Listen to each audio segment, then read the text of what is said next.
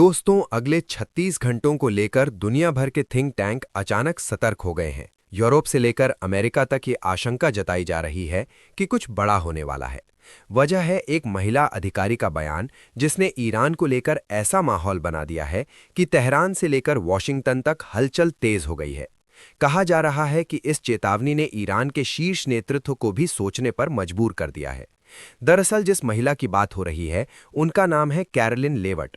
वो इस समय अमेरिका के व्हाइट हाउस में प्रेस सेक्रेटरी हैं। हाल ही में उन्होंने ईरान को सीधे शब्दों में चेताया कि अगर ईरान में मासूम लोगों की हत्याएं नहीं रुकीं, तो अमेरिका बड़ा कदम उठाएगा। इतना ही नहीं, उन्होंने समय सीमा भी तय कर दी और कहा कि ये कार्रवाई अगले 36 घंटों के भीतर हो सकती है। और धमकी भले ही ईरान के लिए दी गई हो, लेकिन ये भारत के लिए भी सोचने का विषय बन चुका है, क्योंकि भारत के दूतावास अभी भी एक्टिवली ईरान में काम कर रहे हैं और भारत से ईरान को जाने वाला माल धकाधक सप्लाई किया जा रहा है। और यही कारण है कि भारत इस महिला की धमकी को हल्के में लेने वाला नहीं है, बल्कि भारत भी अपनी तरफ से फुल एक्टिव हो चुका है। दोस्तों, बहुत बड़ी डेवलपमेंट निकलकर आ रही है, तो इस वीडियो में पूरा समझते हैं, लेकिन उसके लिए आप लोग वीडियो को अंत तक जरूर देखिएगा। दरअसल इस चेतावनी की पृष्ठभूमि में ईरान के भीतर चल रहा वो घटनाक्रम है जिसने पूरी दुनिया का ध्यान खींचा है।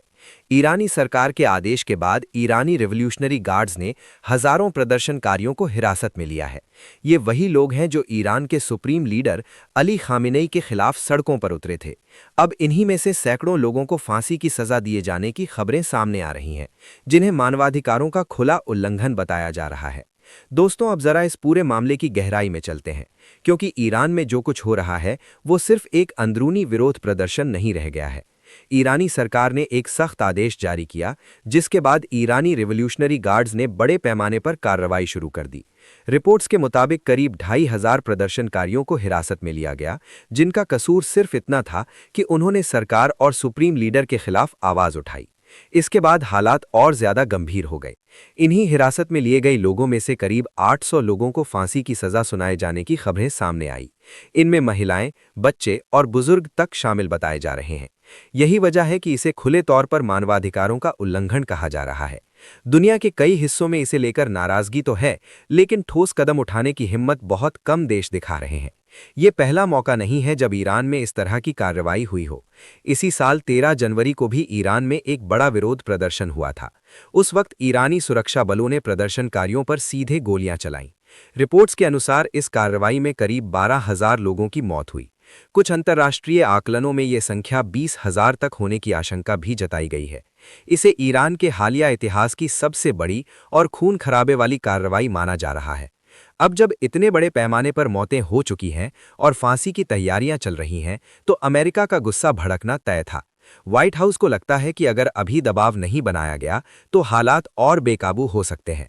इसी पृष्ठभूमि में 36 घंटे की चेतावनी को सिर्फ शब्द नहीं, बल्कि एक संभावित बड़े एक्शन का संकेत माना जा रहा है। दोस्तों, अब बात उस मोड़ पर आ जाती है जहां अमेरिका ने शब्दों से आगे बढ़कर सीधी धमक की भाषा अपना ली। व्हाइट हाउस की प्रेस कॉन्फ्रेंस में कैरोलिन लेवट ने साफ कर दिया कि अगर ईरान ने फांसी के आदेश वापस नहीं लिए और मासूम लोगों की हत्या जारी रही, तो अमेरिका चुप नहीं बैठेगा। उन्होंने कहा कि जिस तरह वेनेजुएला में एक विशेष मिशन चलाया गया था, उसी तरह ईरान के खिलाफ भी बड़ा ऑपरेशन शुरू किया जा सकता है। यहां सबसे चौंकाने वाली बात यह थी कि इस बार अमेरिका ने शब्दों को और ज्यादा कठोर बना दिया। साफ कहा गया कि वेनेजुएला में सिर्फ राष्ट्रपति को हिरासत में लिया गया था, लेकिन ईरान के मामले में सुप्रीम लीडर को जिंदा छोड़ने की कोई बात नहीं की जा रही। ये संदेश सिर्फ ईरान के लिए नहीं था, बल्कि दुनिया के उन सभी देशों के लिए था जो ईरान के साथ खड़े नजर आते हैं या न्यूट्रल बने हुए हैं। इसी दौरान अमेरिका ने भारत का नाम भी लिया और यहीं से मामला भारत के लिए संवेदनशील हो गया। दरअसल भारत ने अब तक ना तो ईरान के सुप्रीम लीडर के समर्थन में कोई बयान दिया है और ना ही खुलकर अमेरिका के पक्ष में खड़ा हुआ है।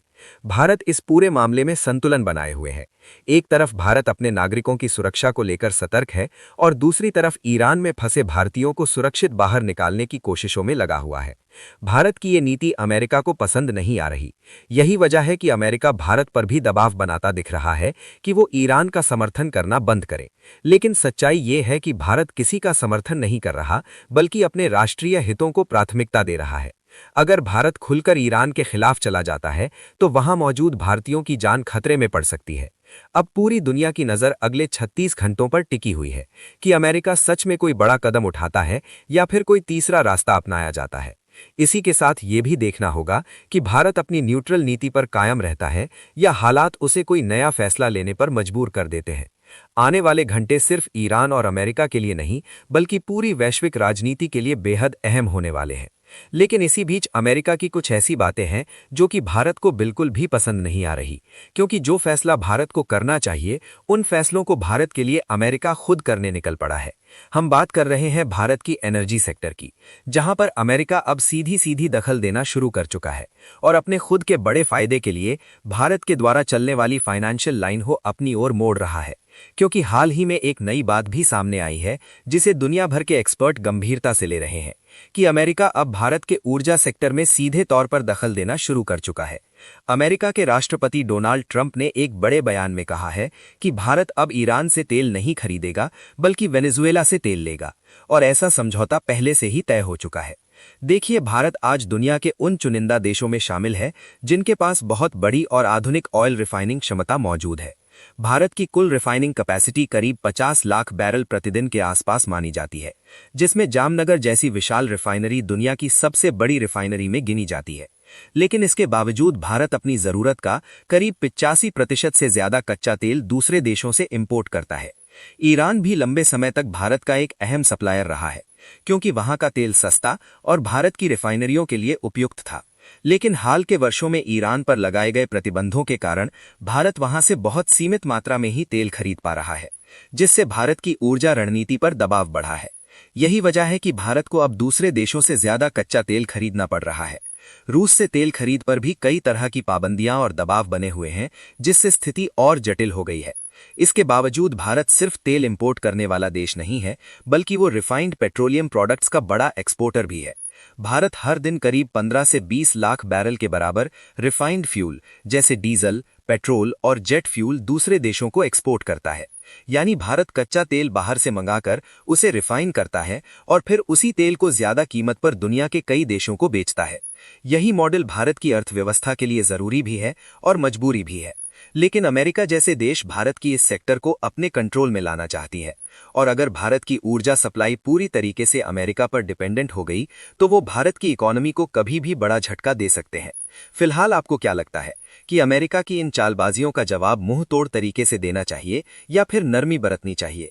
अपनी राय नीचे कमेंट में जरूर बताएं और इस वीडियो को एक लाइक करके अपने मित्रों तक शेयर जरूर करें ताकि उन्हें भी जानकारी मिल सके। इसी तरह और भी नॉलेजेबल वीडियो देखने के लिए चैनल को सब्सक्राइब करके बेल आइकॉन को ऑल पर जरूर सेलेक्ट करें। जय श्री राम।